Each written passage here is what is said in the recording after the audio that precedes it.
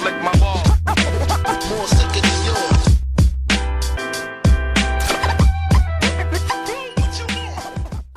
Okay, so today I'm going to be teaching you how to do a shoulder freeze and shoulder freeze thread.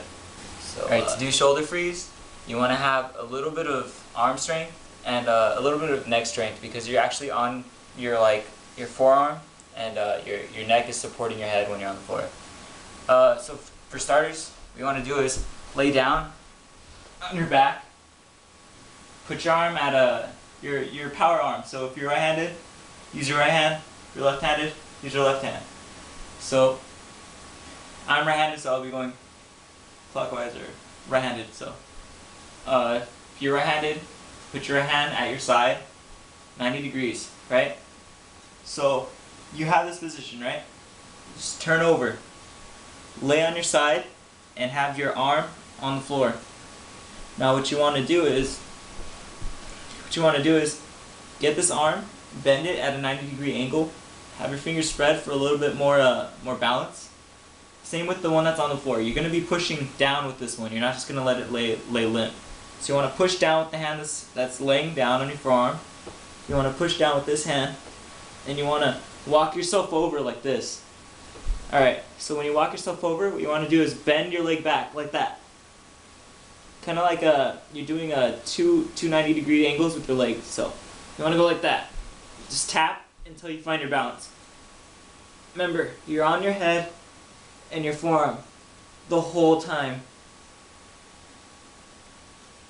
Okay, so when you get this down and you have balance, you want to learn how to do this.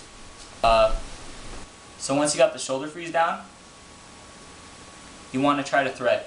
Threading, you want to practice this on the floor before you actually start threading. You want to practice this. This is basically the motion. Grab anywhere on your foot, extend, through, extend, through, extend.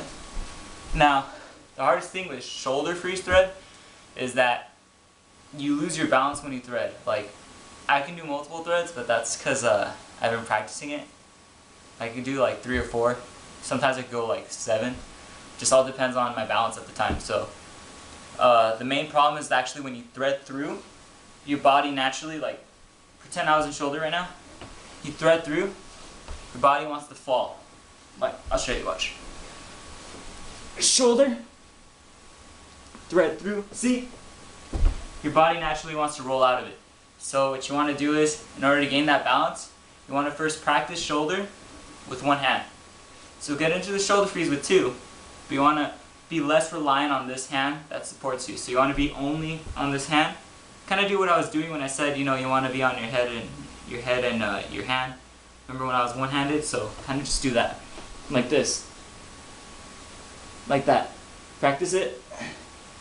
Get enough balance to hold your leg through, back, through. I know I've gone over how to thread on the floor, but it's a little bit different when you're in shoulder. You want to be in shoulder, and when you do the thread, you want to kind of not extend fully. You want to go through, make the thread, don't strain it, because then you're going to lose your balance. A lot of people can actually straighten it and hold their balance. Like, I can do it sometimes, but for beginners, it's easier to just thread, barely, thread back. Try not to touch yourself. Like, try not to touch your foot or anything when you're threading through or threading out, because that'll affect your balance.